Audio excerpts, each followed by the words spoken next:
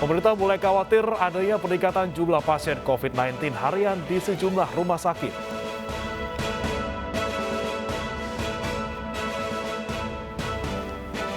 Aksi adang truk demi konten kembali terjadi dan viral di media sosial.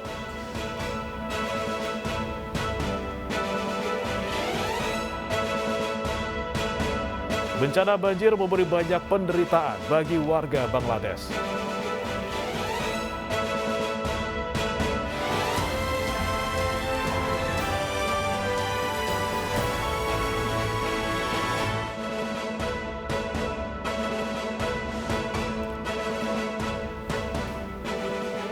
Halo, selamat pagi pemirsa. iNews Pagi hadir kembali menyajikan informasi terkini untuk memulai pagi Anda hari ini. Selain 3 berita pilihan tadi, kami juga akan hadirkan informasi terkait Transjakarta yang menambah rute baru. Kita mulai iNews Pagi sekarang bersama saya, Breman Atenaya.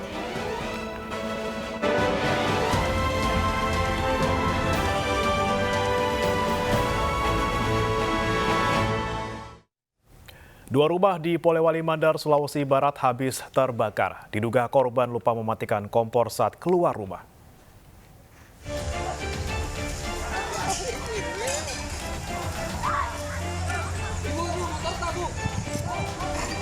Dua rumah di Dusun Simbalatu, Kecamatan Tapanguk, Polewali Mandar habis terbakar. Api dengan cepat membakar seluruh bangunan rumah tanpa ada yang tersisa. Warga sekitar juga panik lantaran api mendekati rumah warga lainnya. Pemilik rumah yang mengetahui rumahnya terbakar histeris hingga jatuh pingsan dan terpaksa dievakuasi warga ke tempat aman. Diduga pemilik rumah lupa mematikan kompor saat keluar rumah hingga memicu kebakaran. Akibat kebakaran ini, dua rumah habis terbakar, bahkan satu diantaranya rata dengan tanah. Mulai terbakar dari belakang dapur, maksudnya di bagian dapur. Langsung dia melihat menyala ke atas. Setelah itu dia meminta pertolongan kepada warga. Untuk sementara hasil yang kami dapati memang tidak ada korban jiwa, hanya kerugian material saja. Lokasi kebakaran yang jauh dari kota membuat petugas pemadam terlambat tiba di lokasi. Kebakaran ini diduga akibat ledakan gas LPG di mana sumber api berasal dari kompor gas yang saat itu sedang menyala. Meski tak ada korban jiwa, namun kerugian ditaksir mencapai ratusan juta rupiah. Dari Polewali Mandar, Sulawesi Barat, Huzair Zainal, iNews melaporkan. Sebuah rumah mewah di Tangerang Selatan, Banten terbakar. 7 unit mobil damkar dikerahkan guna memadamkan api.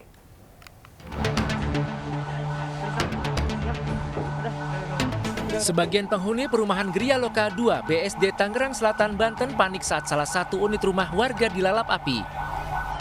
Banyaknya bahan yang mudah terbakar membuat api dengan cepat membesar dan meludeskan seluruh bagian lantai 2. Beruntung seluruh penghuni bisa menyelamatkan diri sebelum api membesar. Diketahui api pertama kali muncul dari lantai 2 rumah dan diduga berasal dari korsleting listrik. Sementara sih untuk dugaan sementara dari warga yang terdekat dari korsleting listrik ya. Untuk sementara ini satu rumah Pak, satu unit rumah 2 lantai. 7 unit mobil damkar dikerahkan guna memadamkan api. 1 jam upaya pemadaman, api berhasil dipadamkan. Tidak ada korban jiwa dalam peristiwa ini, namun kerugian pemilik rumah ditaksir mencapai miliaran rupiah. Dari Tangerang Selatan, Banten, Nunung Purnomo, iNews melaporkan. Polisi menggelar olah tempat kejadian perkara kasus tewasnya anggota Brimob di Papua. Pelaku diduga berjumlah 2 orang yang kini dalam pengejaran polisi.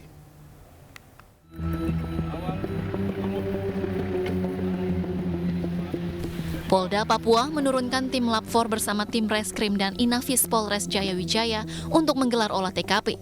Pasca tewasnya anggota Brimob di distrik Napua, Kabupaten Jayawijaya hari Minggu lalu. 5 orang saksi dihadirkan di lokasi tewasnya Bribda Diego Rumaropen. Polisi menduga pelaku pembacokan dan perampasan senjata api ini berjumlah 2 orang. Kita langsung menuju ke TKP untuk melihat kejadian yang sebenarnya. Nanti dari situ awal dari dikaitkan dengan BAP yang diberikan oleh para saksi yang ada di TKP pada saat itu. Setelah itu nanti kita cocokkan, diakumulasi apakah ada persesuaian antara keterangan saksi A, B, dan C itu semua sama, kemudian dengan dirangkaikan dengan bukti yang ada di TKP seperti itu. Bribda Diego Rumaropen meninggal dunia usai dibacok oleh orang tak dikenal pada hari Minggu lalu. Korban tewas dengan luka bacok di bagian kepala dan perut kiri. 2 pucuk senjata api yang dibawa korban dibawa kabur pelaku. Polda Papua telah membentuk tim untuk mengejar terduga pelaku. Dari Kabupaten Jayawijaya, Marco iNews melaporkan. Sebuah angkot masuk ke sungai sedalam 5 meter. Pengemudi angkot yang diduga hilang kendali terluka.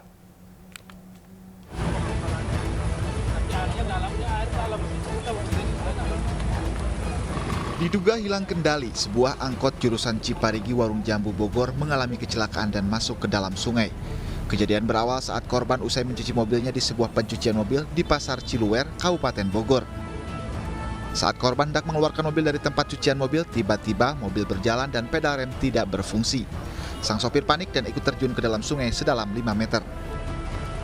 Proses evakuasi angkot oleh warga berjalan dramatis, sementara satu mobil derek diturunkan untuk membantu proses evakuasi. Pengen aja mindahin doang.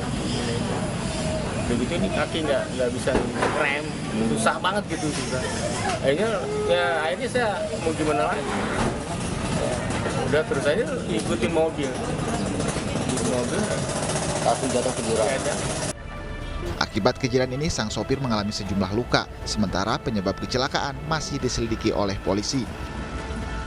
Dari Bogor, Jawa Barat, Wildan Hidayat, iNews melaporkan. 7 orang meninggal setelah 2 bus terlibat tabrakan di Jalan Lintas Sumatera Aik Batu, Labuhan Batu Selatan, Sumatera Utara. Sementara puluhan penumpang lainnya mengalami luka-luka dan dirawat di rumah sakit.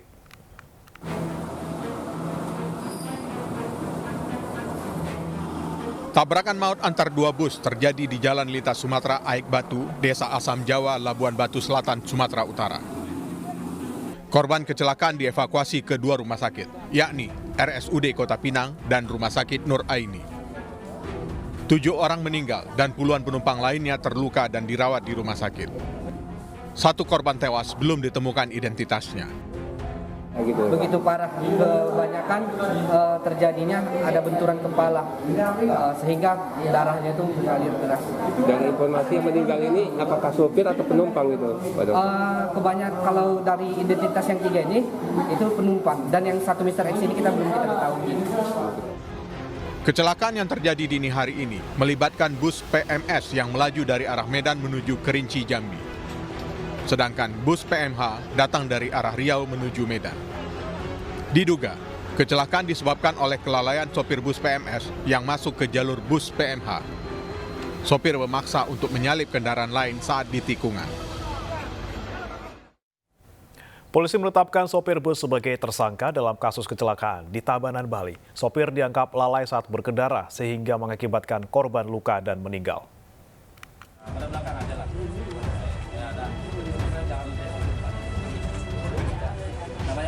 Sopir bus pariwisata berinisial AS ditetapkan sebagai tersangka terkait kecelakaan yang terjadi di Tabanan, Bali Sabtu lalu. Dari hasil gelar perkara, sopir dinilai lalai saat berkendara hingga mengakibatkan korban meninggal, luka-luka serta menimbulkan kerusakan. Atas perbuatannya, tersangka dijerat pasal 310 Undang-Undang Nomor 22 Tahun 2009 tentang lalu lintas dan angkutan jalan dengan ancaman pidana maksimal 6 tahun penjara. Polisi menangkap pelaku penusukan terhadap seorang WNA di Cengkareng, Jakarta Barat. iNews Pagi akan kembali usai jeda.